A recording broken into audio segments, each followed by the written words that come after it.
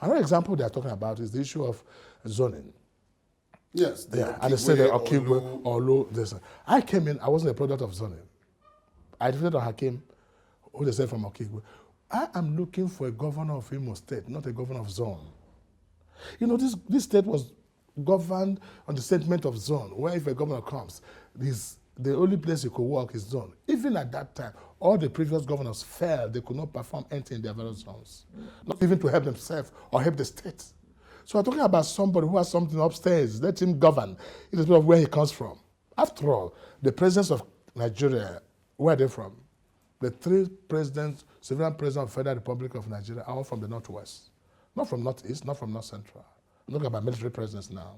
Now, Shagari is from Sokoto, Northwest. Even Buhari is from Katsina, Northwest. And his brother, Yaradua, same Katsina, Northwest. I'm sure he's from the same area. So we're talking about people who have something upside to govern. Why are we being so primitive at this time, at this stage of our life? Why we're talking about who has what it takes to help this nation or help this country. So I'm not one of even the advocates. I'm not one of the advocates of the presidency on the basis of where you come from. Let the best come and help the nation. Whoever they can put food on the table of the common man, let him be the president. So this argument they're making, it doesn't hold any water. But even say so, if you think the people are really against this, which almost all the zoning, whatever, try it in the field. The people will speak. That's the litmus test, am I right? But so come and whip sentiments and say that's why you will still result shit. That shows it's so funny. I could imagine this gentleman kind of planning and sweating when they're trying to hide result shit. When I imagine that, I laugh. I'm sure you see people who are supposed to be responsible men running with such shit to go and write in this particular world. 50 years to come, when our children watch this movie, they say, these people are the early men. You know? Yes, so, let me take you in another direction, but still at home before we come to national issues. Many people will regard Imo State as a place where a lot of industrial, and when I say industrial activities, I'm talking about small, medium-scale industry and all of that is going on. Why has it been so difficult, in your view, to raise the internally generated revenue profile of Imo State? Okay. Why has it been so difficult? Well, let me give you the state I took over. I mean, I don't know how much of history of Imo State you have. And if you have been to Imo State in the recent time, the best way to describe Imo or redefine Imo State is that I was in Imo, for you now, as many you are 2025 Imo, I was in Imo in 2011. Now I'm in Imo in 2018. Then that will tell the story. What you have in Imo State is a complete new state in all ramifications. And I make bold to say so. Whenever I say this, what I get from people is to say, listen, why don't tell the world that this is happening? So I find it difficult to describe Imo's situation to anybody until you're able to find yourself there practically and see what this government has done within these 7 years. It's not comparable. And the only way to summarize it is to say that our government, which I'm at the head, has done far better in all ramifications and sense of reasoning, more than all the military governors and civilian governors put together.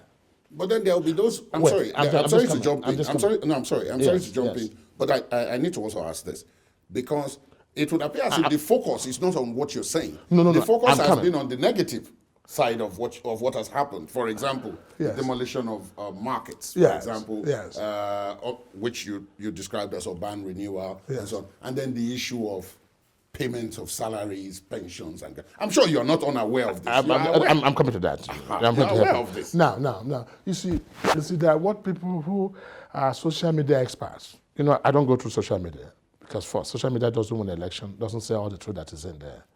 Imo is not too far from here. You can come there physically and see what I'm talking to you about. So, I'll just say anything. We have actually been to Imo. No, I don't know how if you've been to Imo. If you've been to Imo, then you should be able to speak better. Imo you are the governor. I can't speak better than you. Okay, but let me so you don't cut me off. Okay, let me just put you through. I have just said to you that this government of mine is established fact, has done better than any government in the past put together. That's how to summarize it. Whether it's in terms of health, in terms of infrastructures is not comparable at all. Today we have what is called a brand new city called Imo State, called Owerri. Now, that's what you're talking about, the urban renewal. Now you're talking about breaking down of a cuckoo, which is just like less than 500 meters away from Government House, and has constituted the biggest nuisance and criminal activities. The insecurity of Owerri is as a result of a cuckoo. And I said, look, let's locate you. By even rebuilding about 12,000 shops, much more than what they had there, that constituted criminal activities, traffic, and everything. I mean, there was nothing wrong with that. Owerri is even looking beautiful for that. Every reasonable Imo man will tell you that they're happy with what I've done. Douglas is now passable. You can drive Douglas, which is the main street coming to Government House. So I'm talking about the over 450 schools built by this government, over 4 universities built by this government, and 28 general hospitals, 28 plus diagnostic center hospitals built by this government. I'm not talking about over thousands of kilometers of road built. It's unbelievable, but it's the truth. And it's there for everybody to see. But coming to the issue of salary, Imo State does not owe anyone single salary. As I speak to you now, and let the person say, these are all gimmicks, these are all political talks to achieve cheap popularity on the side of opposition, because they know they have no stand anywhere locally, but they can make all their noise. So those political leaders here will think what they're saying is right, and that's one. And so it's not true. Imo met up with their salary till death. And just, even last May Day, I promoted all of them one grade level ahead. If you're at level 1, go to level 2, level 2, go to level 3. Work with better. My civil servants are the best dressed civil servants in this country. They dress as good as you dress going to work. They have been reconscientized. There have been changes in everything. Wherefore, workers are better. But you know, human life is insatiable.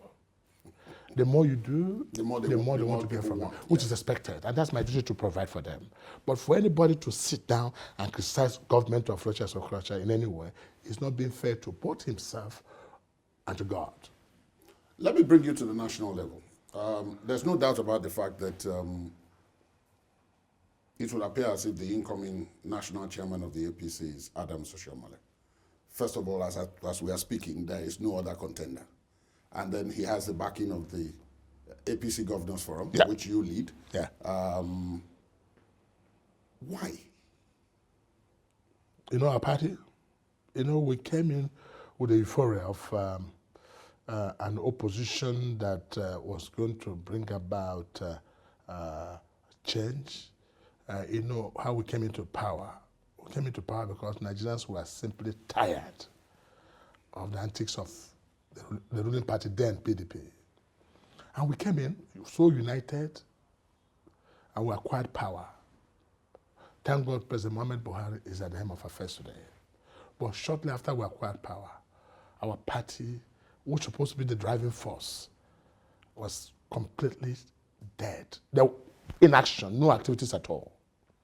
Within the APC? Within the APC. Okay. There's no, the organs of the party were not working. There are crises here and there. The National Assembly and the presidency could not relate. Primary duty of a party. We saw people holding political offices who never worked for this party.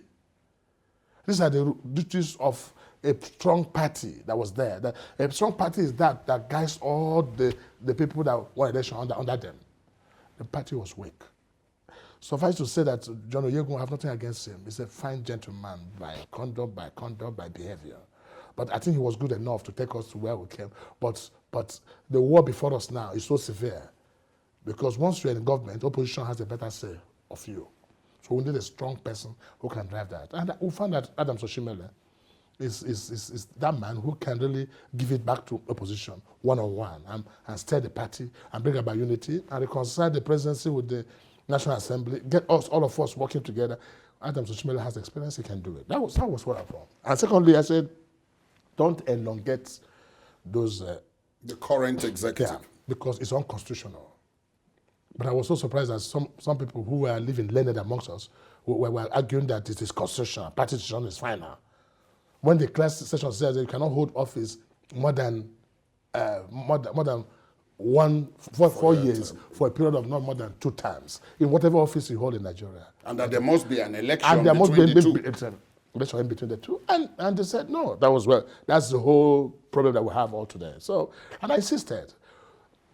When the president consulted legal minds and they gave him the true position, he came to say, look, I support what proposition that Rochas has made on this matter.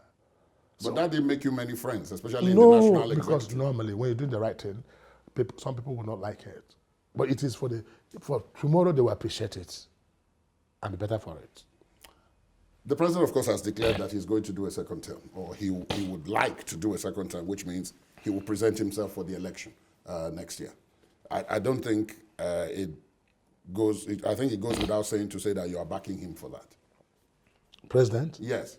I started speaking about his coming to run much more than many years for a few years before even he declared, even when he was sick, when most people never believed that he was going to come back. I insisted he was going to run for president. I was convinced that the man would make it. I'm still convinced that he's the best thing that will happen to Nigeria as at now. What people do not know about President Muhammad Buhari is you're judging President Muhammad Buhari from different perspectives. I hear people come to television and make all kinds of hula balloons and talking about President Buhari from this angle. Excuse me. The only person who truly is laying the solid foundation upon which this future Nigeria will build is President Muhammad Buhari. I'm not judging President Muhammad Buhari to come and build skyscrapers and turn Nigeria into Dubai overnight. No. But I expect him to lay the foundation upon which Dubai or China can be built. And that's what he's doing, strengthening. That's the fight against corruption. These are the things, look, go back and get your food, make sure you can feed yourself first. Let's make sure the power is working. Those are the promises. He didn't take so much of promises. He was specific in what he wanted to do. That's why I know the man understands what he wanted to do to lay the foundation. If today Nigerians can feed themselves, and as we're working in the agricultural sector, it's getting better every day, and we'll stop importation of food, excuse me, that's a solid foundation. We've not achieved that yet, but I hope we can achieve that. If power becomes stable in Nigeria today, and there's power for us for industrial takeoff in this country, which you asked before, what happened to industries? If this fight against corruption and Nigerians begin to see the nation as theirs and have sympathy for their nation, now, and this stops,